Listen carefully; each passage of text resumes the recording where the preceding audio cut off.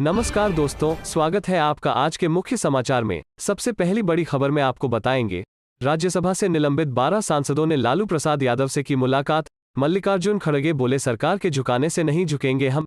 इसी के साथ दूसरी बड़ी खबर में जिक्र होगा कि विजय रथ यात्रा से अखिलेश यादव का ग्राफ रोज चढ़ रहा है। जानिए क्या है जनता का रिएक्शन।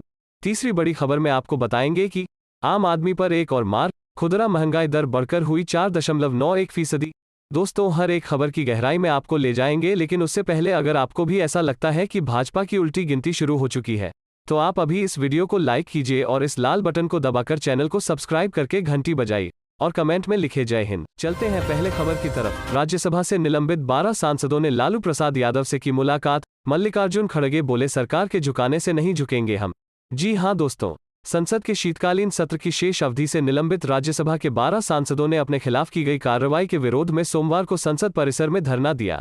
पिछले 29 नवंबर को हुए निलंबन के बाद से इस कार्रवाई के विरोध में रोजाना संसद परिसर में महात्मा गांधी की प्रतिमा के सामने प्रदर्शन कर रहे 12 निलंबित विपक्षी सांसदों ने आज भी बापू की प्रतिमा के सामने धरना जारी रखा। इन विपक्षी सांसदों का कहना है कि जब तक निलंबन रद्द नहीं होगा, तब तक वे संसद की कार्यवाही के दौरान सुबह से शाम तक महात्मा गांधी की प्रतिमा के सामने धरने पर ही बैठेंगे। राज्यसभा में विपक्ष के नेता मल्लिकार्जुन खड़गे ने कहा, 12 निलंबित सांसद अब भी गांधी प्रतिमा के सामने धरने पर बैठे हैं। निलंबन का यह फैसला सदन के नियमों और संविधान के खिलाफ है। निलंबन को तत्काल प्रभाव से रद्द किया जाना चाहिए। हमें वापस बुलाना चाहिए और हमें सदन में अपने विचार रखने की अनुमति दी जानी चाहिए। मल्लिकार्जुन खड़गे ने कहा, अध्यक्ष ने 12 सांसदों को सरकारी प्रस्ताव पर निलंबित किया है और ये बिल्कुल ठीक नहीं है। हम कह रहे हैं कि सांसदों का निलंबन सदन के नियमों के खिलाफ है। 10 दिन से सांसद धरने पर बैठे हैं। सरकार हमें झुकाना चाहती है, लेकिन हम झुकेंगे नहीं और ना ही पीछे हटेंगे। वहीं निलंबित सांसदों में शामिल कांग्रेस नेता रिपुन बोरा ने कहा, हम निलंबन रद्द होने तक अपना धरना जारी रखेंगे। निलंबन असंवैधानिक और नियमों के विरुद्ध है। यह रद्द होना चाहिए। निलंबन के विरोध के बीच राज्यसभा के सभी निलंबित सांसदों ने आज राष्ट्रीय जनता दल के नेता लालू प्रसाद यादव से मुलाकात की। बता दें कि पिछले 29 नवंबर से शुरू हुए संसद के शीतकालीन सत्र के पहले दिन राज्यसभा में कांग्रेस और तृणमूल कांग्रेस सहित अन्य विपक्षी दलों के 12 सदस्यों को इस सत्र की शेष अवधि से उच्च सदन ने निलंबित कर दिया था। चलते हैं अगली खबर की तरफ। विजय रथ यात्रा से अखिलेश यादव का ग्राफ रोज चढ़ रहा है। जानिए क्या है जनता का रिएक्शन। जी हां दोस्तों, उत्तर प्रदेश के पूर्व मुख्यमंत्री और समाजवादी पार्टी के अध्यक्ष अखिलेश यादव जोर शोर से विधानसभा चुनाव प्रचार में जुटे हैं। उनके निशाने पर सत्तारूढ़ बीजेपी है। अपने चुनावी अभियान को धार देने के लिए अखिलेश यादव विजय यात्रा निकाल रहे हैं। अखिलेश की विजय यात्रा को लेकर एबीपी न्यूज सी वोटर ने एक अहम सवाल के जरिए जनता से उसकी राय जानने की कोशिश की। विजय यात्रा के दौरान समाजवादी पार्टी और कार्यकर्ताओं ने लगातार ये मैसेज देने की कोशिश की है कि यूपी बदलाव की ओर है। समाजवादी पार्टी की रणनीति ये है कि यूपी की जनता को बताया जाए कि योगी सरकार ने कुछ नहीं किया, बस अखिलेश सरकार के कामकाज पर फीता काट रहे हैं। चलते हैं अगली खबर की तरफ। आम आदमी पर एक और मार, खुदरा महंगाई दर बढ़कर हुई 4.91%। जी हां दोस्तों, फल और सब्जियों की कीमतों में बढ़ोतरी का असर अब खुदरा महंगाई दर के आंकड़ों पर पड़ा है। नवंबर में खुदरा महंगाई दर बढ़कर 4.91% हो गई। अक्टूबर 2021 में खुदरा महंगाई दर 4.48% थी। वहीं सितंबर की बात करें तो महंगाई दर 4.35% थी।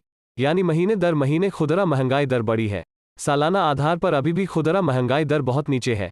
नवंबर 2020 में खुदरा महंगाई दर 6.93% रही थी।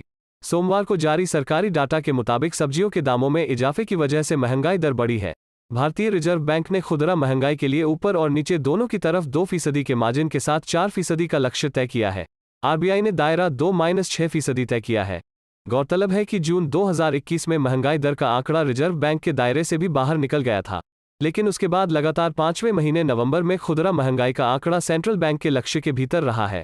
गौरतलब है कि बीते हफ्ते केंद्रीय बैंक ने 4% पर रेपो रेट को अपरिवर्तित रखा और नए कोविड-19 वेरिएंट ओमाइक्रॉन की चिंताओं के मद्देनजर अपना नर्म रुख जारी रखने का फैसला किया था। हालांकि आरबीआई ने कहा था कि निकट भविष्य में कीमतों पर दबाव बना रह सकता है। आरबीआई के गवर्नर शक्तिकांत दास ने बताया कि आरबीआई ने फिस्कल ईयर 2022 के लिए खुदरा महंगाई दर का टारगेट 5.3% पर बरकरार रखा है। आरबीआई को लगता है कि महंगाई दर थोड़ी बढ़ोतरी हो सकती है। आरबीआई ने रियल जीडीपी ग्रोथ का अनुमान 9.5% बरकरार रखा है। चलते हैं अगली खबर की तरफ। सुप्रीम कोर्ट का राज्यों को निर्देश, कोरोना की चपेट में आने वाले बच्चों का तुरंत हो पुनर्वास। जी हां दोस्तों, सुप्रीम कोर्ट ने सोमवार को कहा कि कोरोना महामारी की चपेट में आने वाले बच्चों की पहचान करने की प्रक्रिया बहुत धीमी गति से चल रही है और राज्यों और केंद्र शासित प्रदेशों को ऐसे बच्चों की पहचान करने और उनका पुनर्वास किए बिना तत्काल कदम उठाने का निर्देश दिया। न्यायमूर्ति एल नागेश्वर राव और न्यायमूर्ति बी आर गवई की पीठ ने महामारी में एक या दोनों अभिभावकों को खोने वाले बच्चों के बारे में स्वतः संज्ञान मामले की सुनवाई करते हुए कहा कि देश में लाखों बच्चे ऐसी स्थितियों में हो सकते हैं। शीर्ष अदालत ने राष्ट्रीय बाल अधिकार संरक्षण आयोग के हलफनामे पर ध्यान दिया जिसने ऐसे बच्चों की पहचान और पुनर्वास जैसे मुद्दे पर राज्यों और केंद्र शासित प्रदेशों के साथ बैठकें की थीं। ऐसे बच्चों के पुनर्वास की योजना के संबंध में राज्य सरकारों द्वारा उपलब्ध कराए गए आंकड़ों को रिकॉर्ड में रखा गया है। पीठ ने अपने आदेश में कहा कि ऐसा लगता है कि पहचान की प्रक्रिया धीमी गति से चल रही है। शीर्ष अदालत ने कहा कि जब यह मामला 15 नवंबर को एनजीओ सेव द चिल्ड्रन द्वारा ध्यान में लाया गया था, जिसने बताया था कि उत्तर प्रदेश, महाराष्ट्र, पश्चिम बंगाल और दिल्ली के 10 जिलों में ऐसे 2 लाख बच्चे हैं। इसमें कहा गया है कि देश के बाकी हिस्सों में लाखों बच्चे सड़क पर हैं, जिन्हें बचाने और पुनर्वास की जरूरत है। राज्य सरकारों, केंद्र शासित प्रदेशों को बिना किसी देरी के ऐसे बच्चों की पहचान करने के लिए तत्काल कार्रवाई करने का निर्देश दिया जाता है। आवश्यक जानकारी एनसीपीसीआर के वेब पोर्टल पर अपलोड की जानी चाहिए।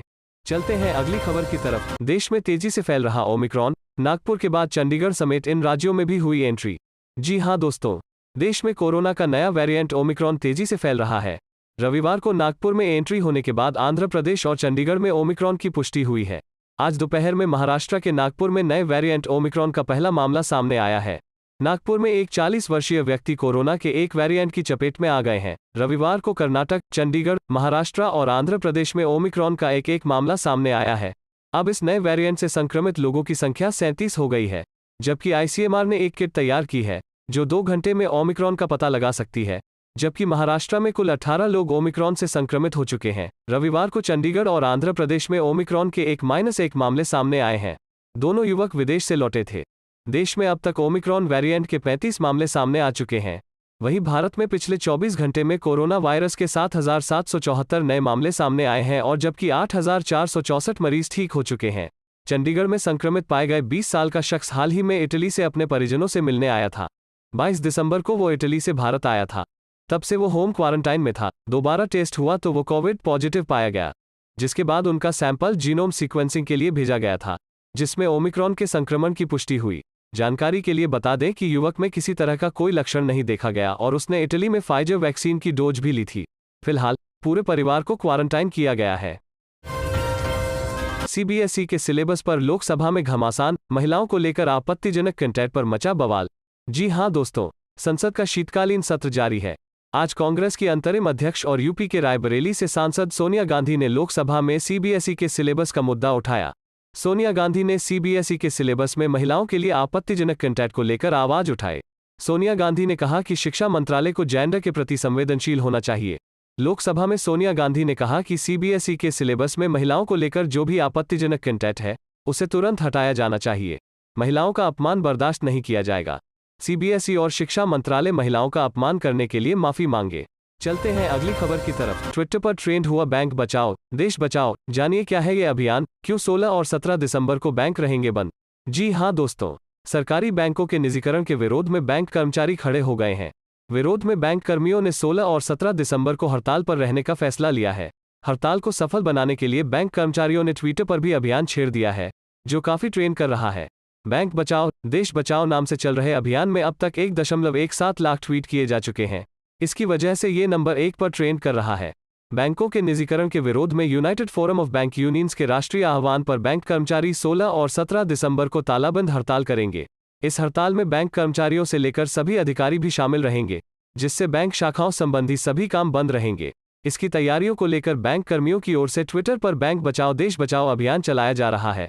ट्विटर पर चलाया जा रहा बैंक बचाओ देश बचाओ अभियान में अब तक 1.17 लाख ट्वीट किए जा चुके हैं। इस वजह से नंबर 1 पर ट्रेंड कर रहा है। हड़ताल को लेकर बैंक कर्मचारियों का कहना है कि सरकार का बैंकों को निजी हाथों में देने का फैसला श्रम कानून और बैंकों के सुधार के विरुद्ध है। बैंक लोगों की जमापूंजी की रक्षा कर रहे हैं। इसके अलावा बैंक देश की आर्थिक स्थिति को भी बेहतर बनाने में अहम योगदान दे रहे हैं। व्यापार व उद्योग भी इन्हीं बैंकों के सहारे आगे बढ़ रहा है। सरकारी बैंकों ने देश की स्थिति को बेहतर करने में महत्वपूर्ण भूमिका निभाई है, इसलिए सरकार को बैंकों को निजी हाथों में नहीं सौंपना चाहिए। 2 दिवसीय हड़ताल करके बैंक कर्मचारी और अधिकारी सरकार से बैंकों निजीकरण के फैसले को तुरंत वापस लेने की मांग करेंगे। सरकार का यह फैसला बिना किसी कारण लिया गया फैसला है। चलते हैं अगली खबर की तरफ। सपा का दामन थाम बीजेपी पर जमकर बरसे विनय शंकर तिवारी, बोले सिर्फ प्रचार में है योगी सरकार का काम, धरातल पर नहीं। जी हां दोस्तों, देश के सबसे बड़े सूबे उत्तर प्रदेश में 2022 विधानसभा चुनाव को लेकर सभी राजनीतिक पार्टियों ने अपनी कमर कस ली है। हर दल अपने अपने तरीके से जनता को अपने पाले में लाने में जुट गया है। ऐसे में नेता भी अपनी नया पार लगाने के लिए दूसरी पार्टियों का सहारा ले रहे हैं।